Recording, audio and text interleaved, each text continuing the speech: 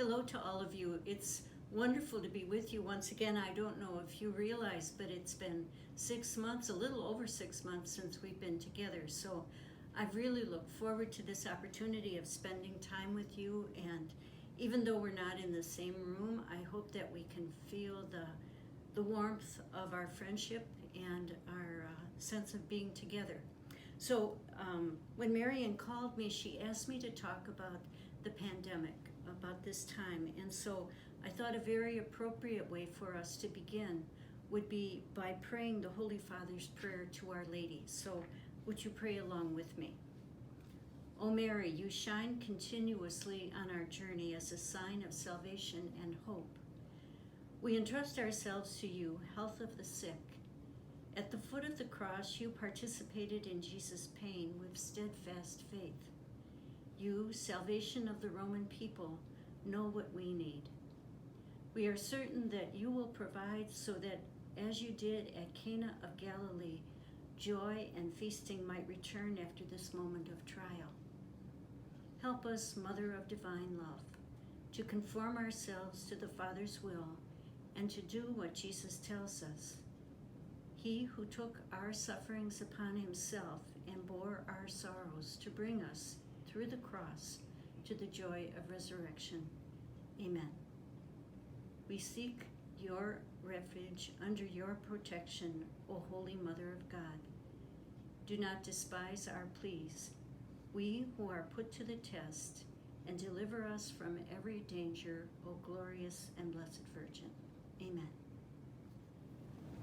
I must admit that when Marian called me and asked me to do this reflection on the pandemic and my reaction to it, I was upset. In fact, I was afraid. And I was asking the question, why me? I don't know if anyone would want to hear about my reaction to the pandemic. I was in such a bad place. Her request at that time brought back all kinds of feelings that I think are not going to be unfamiliar to all of you. Feelings of having lost just about everything I could think of. Feelings of having no control over what was happening or what I could determine in the future. I wasn't sure what to do. I had very, very great concern for others, for my family, for my friends, for all the people that I work with and I love. I was very concerned for all of them. That's where my thoughts went. That's what I was feeling. I felt sad. I felt afraid. I was very afraid. I felt confused. I felt discouraged. I really felt helpless. That went on for quite a while. And I think at this point, perhaps it's good for all of us to ask ourselves, how about you? Were the feelings that I had so different from the feelings that you had? It was at that time that I began to really think and to talk to other people. One of the first things I did was to go back to the talk that the Holy Father gave at the end of March. I think it was March 27th. It was called the Urbi et Orbi Gathering. If you recall, that blessing is given by the Holy Father on Christmas and Easter each year, but the Holy Father felt that with the pandemic and the impact it was having on our world, it was important for him to gather the people to pray together. I will never forget the image of him. If you recall, it was evening, it was dark, it was raining, and he walked alone, that single solitary figure in his white robes, through St. Peter's Square. I remember that so clearly because I've been at St. Peter's Square many times. It's always booming with life.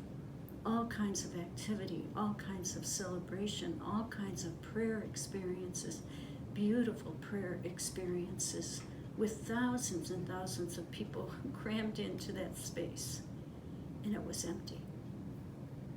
I remember him walking along, and I felt that he carried on his shoulders the weight and the concern of the whole world. I saw him go over to the cross and stand there praying, and then over to the Blessed Virgin's picture. And I felt too the weight of the world, the weight of not knowing what to do, the weight of helplessness. A short time after that, I was talking to a priest friend who was telling me that the first time he celebrated Mass, he looked out at the congregation and there was no congregation. The pews were all empty, and he said to me, "Rita, I cried." I think that during that time I was very, very conscious. Every night on the news you would see the pictures of people waiting outside of nursing homes, hoping that they could get in to be with their loved ones, some of whom were dying alone, dying without family. The same thing was true in our hospitals. And I thought about the prisoners who were isolated in their cells. At night on the news, we would hear from the doctors and the nurses who were there to care for people and said things like, "I held his hand as he was dying and told him that his family loved him." Those are memories of that time. Families separated, grandparents not even to be with their little grandchildren. I remember one grandmother telling me that her daughter had had a baby. The baby was 3 months old, and she hadn't held the little girl yet. I remember crossing off event after event on my calendar. The first thing I crossed off was St. Patrick's Day. I think it's the first time in my whole life I didn't celebrate St. Patrick's Day. Graduations, anniversaries, the reception of certificates, the Asian celebration. I just had to cancel the Asian celebration. We've come together almost 1,000 people for the last 23 years, and this year we can't do it. We're kind of substituting something. Ricky Manilow is coming, but that's not the same as our Mass celebration and the dinner we all shared together. And so event after event has disappeared from our calendars, and life has gone on. We listen to the news every evening, and the numbers go up, and the faces on the screens of those responding, hearing their struggles and their difficulties, we continue to hear that and experience it. I think I'm very conscious, especially of those first responders, the impact especially on those that we depend on. So many of those service workers are our brothers and sisters from the African American and the Hispanic communities. They are the first responders. Coming to work every day, our offices were closed, but I live in the city and we didn't have very good internet connections, so the only thing I could do was come to work and work from my computer here at the desk. I was on an empty floor. I looked out the window at all the buildings around me, and there were no lights in any of those buildings. And if I looked down to the street, there were no cars, and there were no people walking down the street. I remember especially the day that they showed the film of the killing of George Floyd. The demonstrations that followed. I would have been a part of some of those demonstrations. Those who know me know that about me. But these turned into riots. They turned into violence. The pain of racism and its impact on the lives of our brothers and sisters, people I know and people I love. These are the things that I was thinking about. Then one day, we were invited, those of us who are responsible for prison ministry, to make resources available to the men and women in our correctional institutions. And so one day I began to work on that. We were able to provide DVDs with the Mass for the week to the 3 prisons in our area. I took them out every week. But also I wanted to get some other materials together. And one of the things that I wanted was the Holy Father's homily at the extraordinary Urbi et Orbi blessing. You can tell this is a well-used copy. I've read it often, very often. Once I even spilled my coffee on it. However, I went back to read that document because I wanted to share it with the men and women in the prison. But this time I sat down and I really read it. And there's a little section in here that I wanted to share with you. It really did touch me. Like the disciples in the gospel, we were caught off guard by the unexpected turbulent storm. We realized that we are all on the same boat, all of us fragile and disoriented, but at the same time important and needed. All of us called to row together, each of us in need of comforting the other. On this boat are all of us. I was very touched by those words. I thought that's right. We are on the boat. The Holy Father in that talk goes on to talk about the confusion of the disciples. That was me. He talked about how Jesus was on the boat, on the stern of the boat, which is the first part to go under, but he was sleeping. Here were the apostles in this terrible situation, and Jesus was sleeping. And when he woke up, and I don't know why they didn't wake him up, but when he woke up, they said to him, "Lord, help us, we're drowning." And they went on and on, the apostles, "Don't you care about us? Didn't you know that we were in danger?" That's quite a question to ask, isn't it? I don't know if anybody has ever said that to you. Don't you care about me? Don't you care about me? That's what we were saying. That's what the apostles were saying. We're truly in a terrible storm right now. We think certainly of the pandemic, and that's true. So we have the virus. We have the pain and the ugliness of racism. We're in the storm of the forces of nature. Just think of the hurricanes which took place just a week ago, Hurricane Laura. I listened the night before when the hurricane was supposed to hit at 3 o'clock in the morning. I woke up at 2 o'clock to pray for the people who were in that spot in Louisiana where it was to hit.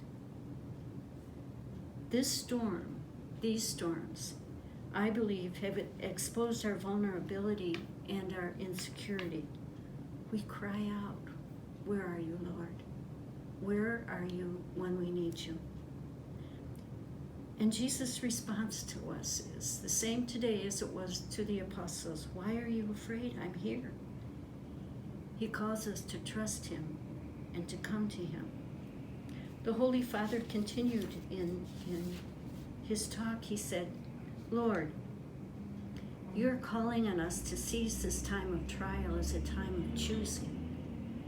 It's not the time of your judgment, but of our judgment. A time to choose what truly matters and what passes away. A time to separate what is necessary from what's not necessary. This is the force of the Spirit poured out and fashioned in courageous and generous self-denial. It is the life in the Spirit that can redeem, value, and demonstrate how our lives are woven together and sustained by very ordinary people, often forgotten people, who don't appear in the newspaper and the magazine headlines, nor on the grand catwalks of the latest show, but who without any doubt are in these very days writing the decisive events of our times. The doctors, nurses, supermarket employees, cleaners, caregivers, providers of transport, law and order forces, volunteers, priests, religious men and women, and so many others who have understood that no one reaches salvation by themselves. How many people every day are exercising patience and offering hope, taking care to sow not panic but a shared responsibility? How many fathers, mothers, grandparents, and teachers are showing our children in small, everyday ways and gestures how to face up to and navigate a crisis by adjusting their routines, lifting their gaze, and fostering prayer.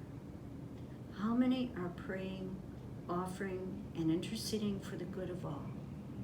Prayer and quiet service, these are our victorious weapons.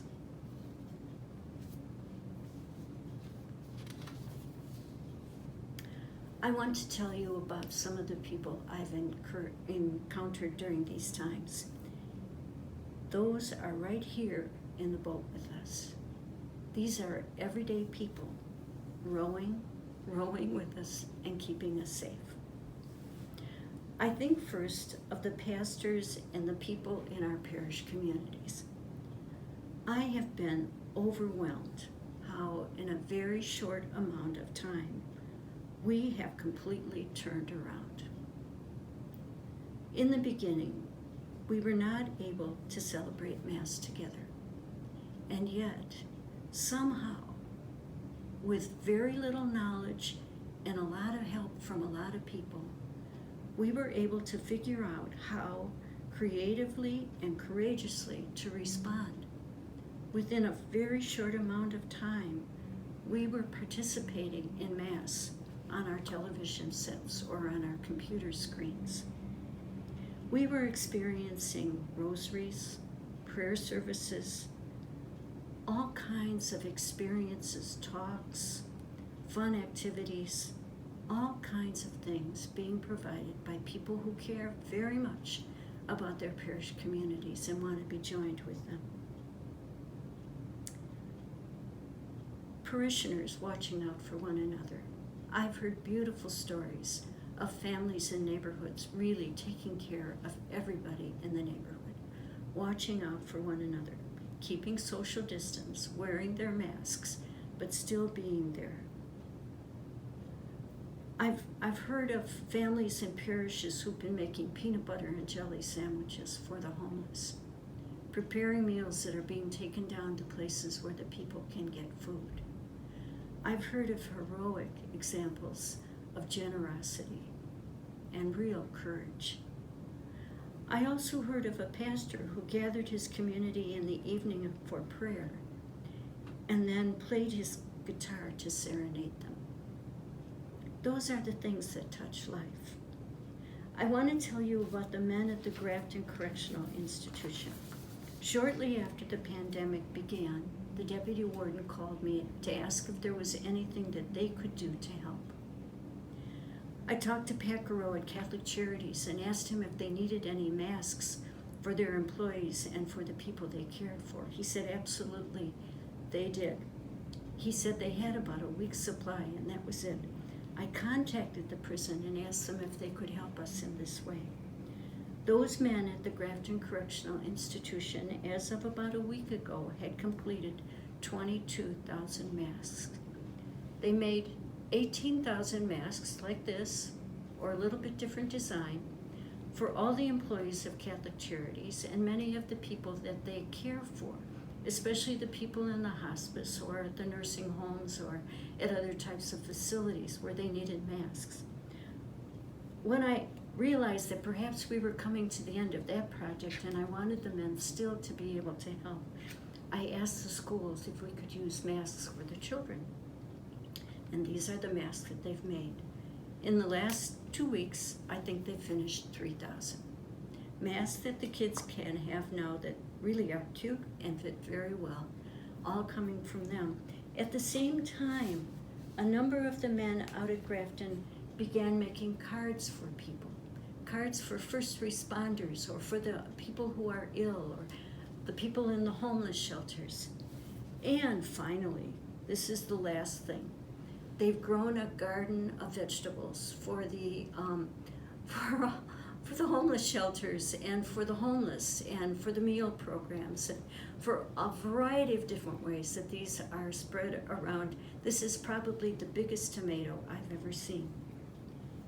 When I go to pick out the masks and the vegetables, everybody there is saying to me, "Oh, thank you for letting us do this." at the same time, I'm saying, oh, thank you for what you're doing. You're making such a difference in the lives of people who are being touched by your goodness. The deputy warden said to me, this is a project where we're all benefiting, isn't it? And that's true.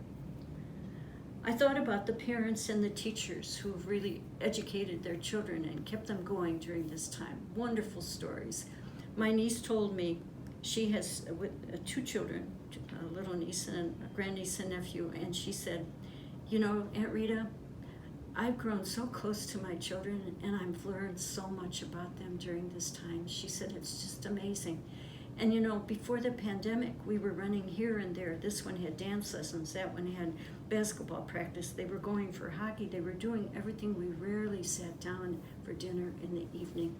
For these last months, we've sat down together every night, and when we get finished, we play games together. It's been a blessing to us. I called the priests who are serving in our Hispanic communities to ask them particularly about the migrants. They explained to me the situation of the migrant workers who have to keep working. They have no benefits if they're sick or if they're not able to work. They work in many of the food processing industry here in our community. The virus was rampant in that community, many of them suffering. And so I asked if there was a way we could help, and they said that would be wonderful. Within 3 days, I had collected $22,000 and gift certificates that could be used at Mark's and Aldi's and all places like that for those people. The generosity of people is overwhelming to me. Just about a week ago, I got a note from one of the pastors and a picture. He said, Sister, remember you gave us that money for the migrant community? He said, well, a young woman in our parish had no bed. I used some of the money to buy a bed, and the next day she had a baby. He included a picture of the mom and baby. Beautiful. I went to St. John Vianney during this period of time to do a present. I didn't go. I did it from my desk here. It was a Zoom meeting that we were having on incarceration. There were 60 women in that group. Something that they had organized in order to get together and to keep themselves connected and informed and aware of others. And so it was delightful for me that evening to see the faces of all the women in that Zoom meeting. I think they ranged in age from 25 to about 90, but they were all there, interested, caring about others. You know these stories. You have stories of your own, of people who really are in the boat rowing with us. If you remember, Bishop Perez had just left the diocese shortly before this all happened. He left at the beginning of February, and this all happened in the middle of March. And Father Don Alexiak stepped in as the administrator of the diocese during that time and has done a wonderful job of keeping in touch with everybody, of really trying to shepherd this diocese in the absence of a bishop. The virus hit, and at the direction of our governor, the offices of the diocese were closed. Well, the building was physically closed, but the work of the diocese went on. I just wanted to say a little bit about the offices and departments stepping up to provide support and encouragement in every way possible. It came from every single department. And I know that we're all so grateful for that. Our goal was to really support and encourage the parishes, the schools, the religious education programs, all the activities of the diocese, to say we're here in the boat with you, and we really care. So many supportive, compassionate, creative, concrete ways done to encourage and to unite us, that we are together, we're united as one community, one family, one body, moving through this time together. When Marian invited me to do this little reflection, it came at a challenging time. We had just moved our offices from the 3rd to the 5th floor and welcomed 3 new offices into the Secretariat. We were in the process of unpacking, of arranging, of getting to know one another and planning for the future, and the clock stopped. I thank God daily for the men and women I've ministered with during this time. When we were no longer able to get together physically in one room, we got together regularly on a Zoom call. I learned so much about my staff on those Zoom calls. I saw cats jumping up on some members of my staff. I heard dogs or babies crying in the background. I saw little children running through or heard the noises of the neighborhood. It was a delightful time of really getting to know people and experience the goodness of the group that God had called together for our secretariat. And so I think that God has given us, in those He has called to serve, such a variety of gifts and a variety of goodness. And so when Marion asked me to speak of this time, I thought of them, and I've asked 4 of them to share a little bit about what they've been doing during this time.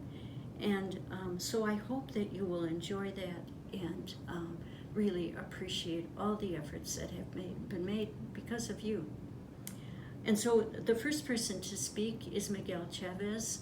Miguel is the director of the Office of Missionary Discipleship, a new office that was established by Bishop Perez just shortly before he left. Miguel came just 2 months before the pandemic and was just beginning to make wonderful plans when all of a sudden that changed. So, Miguel, please. Greetings, my friends. My name is Miguel Chavez, and I serve as the director for the Office of Missionary Discipleship.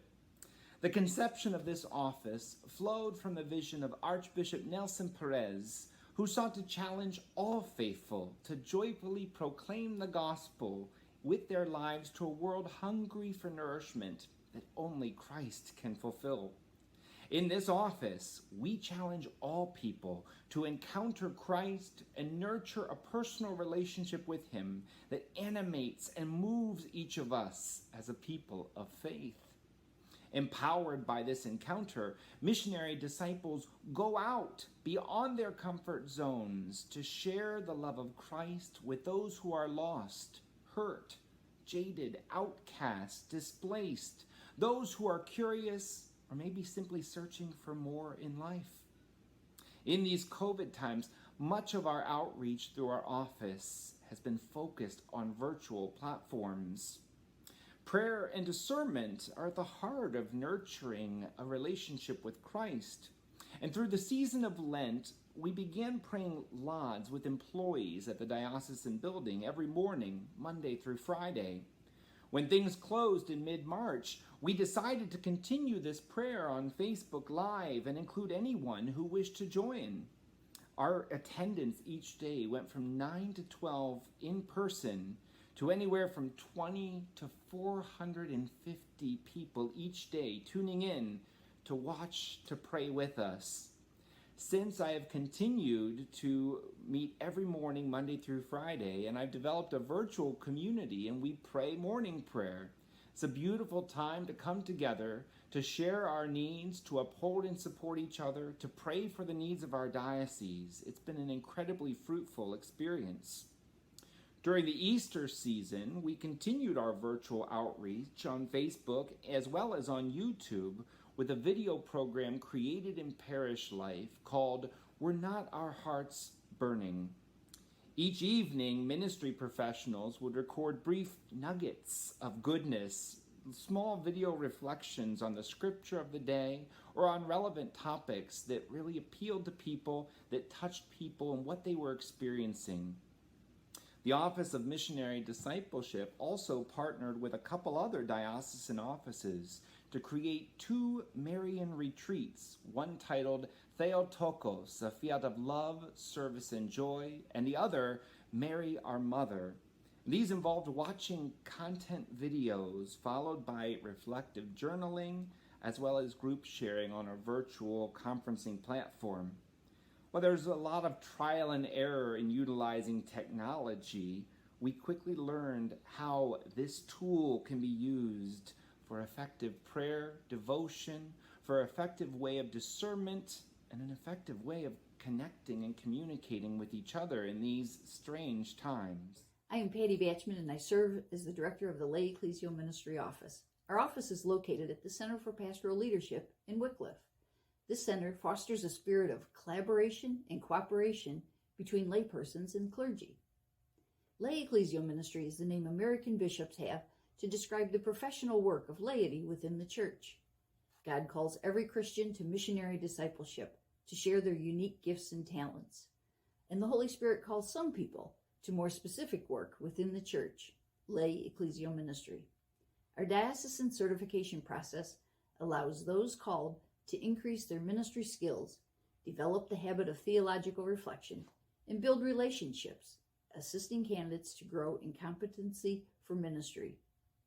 Lay ecclesial ministers serve as pastoral associates or parish catechetical leaders, as directors of RCIA, music, social service, care, compassion, and many more ministries. This office fosters the habit of lifelong faith formation, providing training and support to those already certified.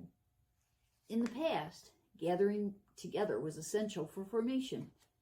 The onset of the pandemic caused us to rethink and reimagine how we would continue with formation. We followed the call to go virtual and then adapted our formation sessions for online meetings. This allowed candidates to continue to pray together, share theological reflections, and talk about the challenges, sorrows, and joys they were experiencing in ministry and their daily lives. We had virtual formation sessions in March, April, and May. Two of our third-year candidates, Kathleen Ott and Melissa DeFini, were working on their field experience projects required for certification. They considered how they could best serve their parish during the health crisis. Melissa worked with her pastor and helped create a Facebook presence for Divine Word Parish when they could no longer gather for Mass. Kathy serves as the faith formation leader at St. Francis de Sales Parish, which really had no online presence prior to the pandemic. She gathered parishioners with technology skills, and they worked to bring Masses online as well as parish ministry meetings, keeping everyone connected and centered on Christ. Both Kathy and Melissa commented that they could not have done the work they did prior to their participation in the certification process. Hi, my name is Kerry Dabney. I'm the director of the Office of Ministry with African American Catholics. Historically, events that take place on a national and global scale have always affected communities of color more heavily than white communities. The COVID pandemic has been no exception. Compounded with this, the horrible death of George Floyd in Minneapolis, caught on video for the whole world to see, incensed the community. His death and other recent incidents around the country brought a piercing light on deep-seated problems regarding race in our own community, problems that the community demanded to be answered. To foster these conversations, my office has conducted several listening sessions to create dialogue regarding race, the church, and the church's responsibility to engage in this fight against the sin of racism. In addition, over the last several months, my office has released a new e-newsletter entitled The Village Drum. The aim of this newsletter is to create a greater awareness of the activities that are taking place, both in our local Black Catholic community, but also national efforts to increase the visibility and acknowledgement of the contributions Black Catholics have made and continue to make to the Catholic tradition. One of the most important things that we have done here locally is establish what we're calling the Diocese Race Relations Task Force. This task force is composed of leadership from every ministry found in the Catholic Diocese of Cleveland. Its aim is to facilitate a new way of leadership, one that exemplifies the spirit of the gospel and the life of Christ by embracing a culture of humility and working towards creating an environment among the faithful that provides a safe space to have encounter between different communities and provide the opportunity to hold sessions on how each ministry can equip their leaders to have these conversations about race. The hope of the office is that through these efforts, we can begin to provide a safe space to have conversations about racial healing, cultural sensitivity, and with the goal of building culturally safe communities where all can thrive and feel comfortable in being themselves, recognizing the sanctity of life. Hi, I'm Lynette Sines, Assistant Secretary for Parish Life and Development. I'd like to thank Miguel, Patty, and Carrie for sharing just a little bit of the wonderful work they have been doing during this time. We all had to adapt very quickly to the new reality. It has been exciting and overwhelming, stressful, but also fun in some ways. I was one of the people with her cat constantly interrupting her meetings. When the pandemic hit, I had been on the job 1 year. The Offices of Youth and Young Adult Ministry and Marriage and Family Ministry had recently moved into the Secretariat, and as Sister Rita Mary stated, we were just starting to come together as a staff. So, when we were suddenly physically separated from one another, it was important not to lose that sense of community that we had created. We utilized every tool available to us to communicate with one another and continue to collaborate as we brainstormed ideas on how to respond and provide support to those we serve. I spent more time talking with my coworkers while working from home than I did when we were in the office together. Usually everyone has their own projects that they're working on, meetings to attend.